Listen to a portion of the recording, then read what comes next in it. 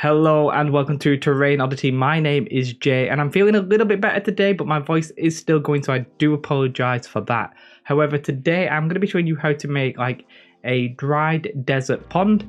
It's actually reasonably cheap, simple, easy to do, and a pretty nice effect. This picture's bad because of the lighting here, but this is essentially what we're going to make. Obviously I'll show you proper pictures at the end, and at the end I'm actually going to have a bit of a discussion about materials. So like to get the cracks in this video, I use this crackle paste, and I sort of want to talk about if it's worth it depending on how many pieces of terrain you're going to make, or whether or not something like the Games Workshop paste is actually worth it. But I'll ramble at the end. If though, we're just going to go straight into this video. But if at the end of this video you like the video, press like. If you make something like this, share it on wherever social media, and if you're not subscribed to the channel, please do subscribe. It really does help. Very quickly before we do get into it, I have had an increase in Patreon numbers lately, and I just want to give you a shout out to you guys. Thank you very much for that, and if you are interested in that, there is a link in the description below, so thanks. But let's get into how I made this desert dry pond, or dried desert pond, whatever you want to call it.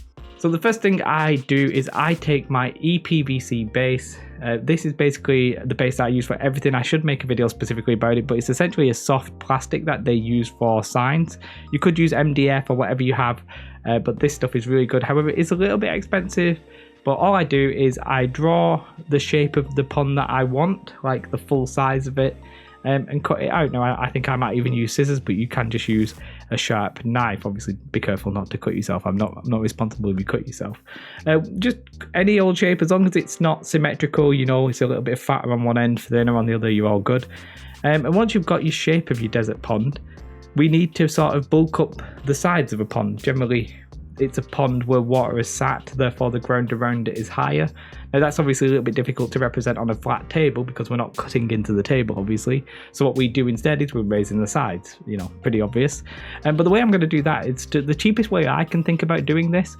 You know, you could use blue foam or modeling compound, Sculptamold, that kind of stuff. But the cheapest way I think is to get some foam board. Now if you don't have foam board, you can just use anything, but even card would do in this situation. But with my foam board, what I'm going to do is essentially cut out thin slices of it and then glue them to the edges. Now I'm going to leave really dramatic, ugly looking gaps between the slices because I wanted to use them as less foam board as possible. So I'm eyeballing it, but you're trying to create a lip around your terrain, a little bit in because we need it to also blend back out. So you want it to be not quite at the edges, you want it to be like maybe a half a centimetre, something like that, away from the edges, and you want your foam board there. Now I do recommend beveling the edges if you are using foam board, just on both sides. Just you know, we're going to bevel the edges, so we're just going to sort of go in at like a 45-degree angle. That's going to really help like smooth the incline and the decline and that kind of thing. So I do recommend doing that. I just use hot glue. You could use PVA. If you do use PVA or super glue or something like that, just keep in mind PVA will take a while to dry. Super glue would probably work as well, but I just hot glued it onto the base, and then I'm going to use one of my all-time favorite materials here, which is filler, aka spackle or wood floor wall compound or whatever you might hear it in the US. And yeah, we're literally going to cover the entire thing in filler. Now I'm not 100% sure if I remember to do the middle. Now I did have a few problems with the actual middle crackling paste bit myself, but yeah, basically just cover the whole thing in filler. You basically don't want any of the foam board to be showing through. You don't want to be able to tell that the foam board was there, and this will really give you some nice natural undulations in places. So it's really a nice material to work with. You want to have a wet finger so that you can smooth it all in and around and that kind of thing. So you don't need it to be too smooth. I'm not worried here about texture. If you wanted, you could literally just texture the thing with the filler and paint that. However, because I'm going to cover it in sand, but you're going to have to let that dry. And filler, like, it becomes sort of dry after an hour, but I would recommend just leaving it overnight, give it 24 hours kind of thing, because basically moisture will reactivate it and it'll become wet again, and you don't really want that, so don't do that. But once it is all dry, I sprayed this with brown paint here. I did this purely to try and show up the crackle paste on camera. You don't really need to do that. And so what I thought I would do, and this is where I had a few problems, which is weird because I've actually made this quite a few times, but I still had problems, and I'll talk about this at the end. what I thought I'd do is I thought, oh, I'll do the crackle paste in the middle and then I'll do the sand after the fact, right? Yeah, fine. And then I couldn't even get the crackling paste at the right thickness. I tried it too thick because I wanted really thick cracks, and then I tried it like, I kept going thinner and it just wasn't right. And eventually I got it sort of okay, but then I was like, and then I put the sand on it, around it, and I was like, well, the difference in height between the crackle paste and the sand just looked a little bit stupid. Now, I think in the past it's because I hadn't used sand, but you know, mistakes were made. So what I would actually recommend, ignoring what I did, let's just say you're up to the filler stage, if you're going to do sand, I would recommend just cover the whole thing in PVA and then the sand.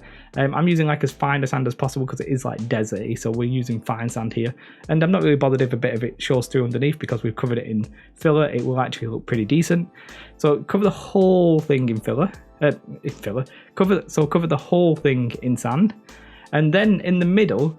So initially, I didn't cover the whole thing in sand, so I've got this like crevice in the middle, which I then reapply sand to, which isn't perfect because you can now, when I look at it now, not just can I see a difference between where the crackling paste was and the sand is, the sand that I put on after the fact looked a little bit different from the sand that I'd already applied everywhere else. So that was a mistake on my part, but I sort of don't mind the effect, so I'm not too displeased. But yeah, so cover the whole thing in sand, and then for the crackling paste, I said I would recommend doing a bit of a test on maybe a bit of card or something like that, just to get the thickness that you want, because if you go too thick, basically it'll all start peeling up from the board and it won't really stick, and if you go too thin, you won't really have you'll have small crackles without any depth. So I do recommend a test piece. The best advice I can give is sort of like a thick piece of cardstock, not double-sided corrugated cardboard, like just a thick piece of normal card. That is about as thickness as I would maybe recommend, and then maybe from your test piece just go from there. Once you've got your crackling paste on, we're pretty much done. This is a very simple project basically. It's just the mistakes that I made sort of slowed me down. I would recommend spraying it because, but you want to avoid getting the detail in the cracks because, well, you don't want to cover up the cracks with paint, which I definitely did in some places. This was not a perfect build by any stretch of the imagination. Yeah, I sprayed it, but you could, if you want, just go in with like very watered down paint and do maybe 2 thin coats, as Duncan would say. Basically, you don't want to overpaint your cracks with too much paint because you'll ruin the effect. So yeah, paint it all. Now the colours I'm going with here, I'm doing like a, I think I might have actually used Skeleton Bone from Army Painter, but standardly I would just recommend something like a Zandri Dust colour, then a Agrax Earthshade wash, and I actually use Agrax Earthshade because it's only a small piece, and I've got quite a lot of Agrax Earthshade, but you can just make your own wash with a bit of brown paint and a bit of like a lot of brown water. Wash the whole thing, highlight it back up with the Zandri Dust colour, and then highlight it up with like a Skeleton bone or like a buff titanium colour, and just dry brushed it all over it with them 2 colours basically. I actually used a little bit of a light sandy colour just to give it a bit more of a sandy look, but if I'm honest, my paint job looks a little more orange than yellow and it possibly looks a little bit strange, but you know, it is what it is. And to top it all off, now I know it's a dried pond, so maybe plant life wouldn't be much of it, but I think a little bit of lichen or lichen or whatever you want to call it really just sort of like adds a bit of colour to it and a bit of like interest and gets your eye going to it. The dry brush, it can be quite difficult to dry brush on the crackling on the cracks in the middle because if they're not very deep, like mine aren't very deep, it was quite hard to catch the edges. So, I mean, you just got to try your best with that. I would recommend going with a very light dry brush once you go into your brighter colours, basically. So, yeah, so that is it. And it is actually reasonably simple. I just made a few mistakes doing it, which sometimes happens. You know, if that happens to you, it's not a problem. You just try and think of your solution and work from there. So that's 2 things I want to talk about here. I want to talk about this paste, and then we'll talk about making a mistake. So this paste, this crackling paste, is £5 from eBay basically, or you can get it wherever you want.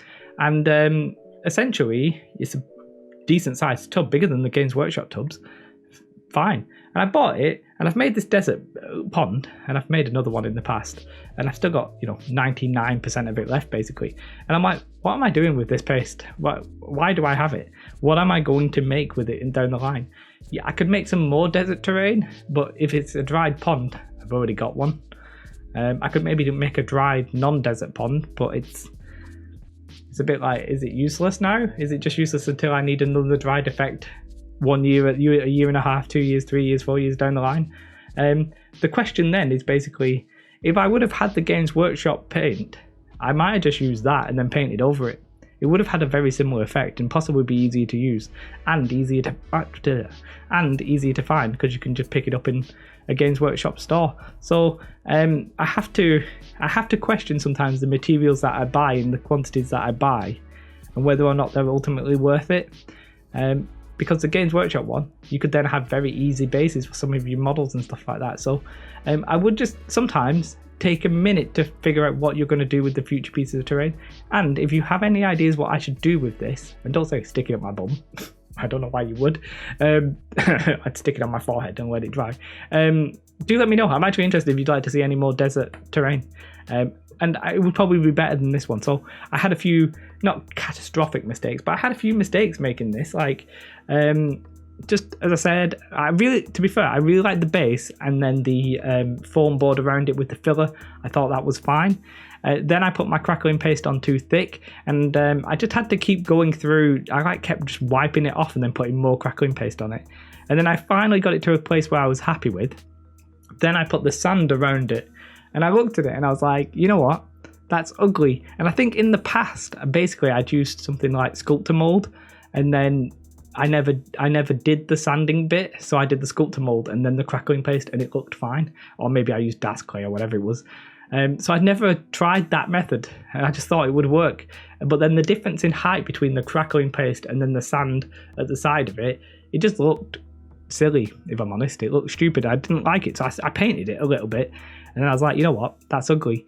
So then I put in the sand in the gap, covered over the crackling paste, and put sand in the gap, which has then left, and you won't be able to see this, maybe you can on the pictures, like at the edges of where my crackling paste is, it's got this sort of weird texture, which is possibly where the crackling paste ended, but it's also where I went straight back over the same area where I'd not sanded. So I've got like this little weird looking ridge. I sort of like the effect, but it's not what I was intending. So just to reiterate, if you're going to do this, if you're going to copy this, I would copy this. I mean, I'm recommending you do. I just cover the whole thing in sand and then put your crackling paste on it. I think your crackling paste will probably adhere to the sand a little bit better. And then for painting and stuff like that, because my crackles are a little bit too thin, I would have preferred it a little bit thicker. Dry brushing it was a little bit harder, so that becomes a bit of a problem. All in all, not a perfect build, but ultimately, if I whack this on the table, like, it looks like a dry pond.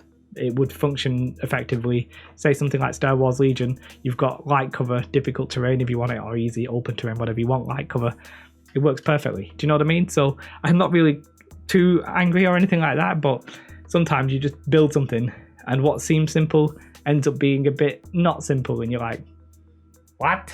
And I think I watched Black Magic Craft, and he was talking about how in videos you essentially only see the polished results, and I try not to do that. I always try to throw in the bits where I was like, yeah, I did this, don't do this, do this, because I think that's more helpful. If anything, I enjoy that, but I enjoy messing up because it means I have something else to say that maybe some people haven't stumbled upon. So there's that. Well, that's the end of the video. It's a very simple build. I'm back. Obviously, I had 2 weeks out. I've had 1 week out because I was always planning on playing World of Warcraft. Then I got ill. Now I'm better. Now there's some more stuff coming. Let me know about the crackle paste. I've got some ideas for other terrain. Obviously, I always have ideas for terrain. I've got a big long list of it. But let me know if you've got any thoughts specifically with that. Hope you enjoyed the video. Thank you everybody who's joined me on Patreon lately. I do really appreciate that. It feels like since I started the terrain channel, the Patreon numbers have gone up. And I think that I'm more happy to sell Patreon when we do this kind of stuff. So I do really appreciate that. Like and subscribe. Have a most beautiful day, and goodbye.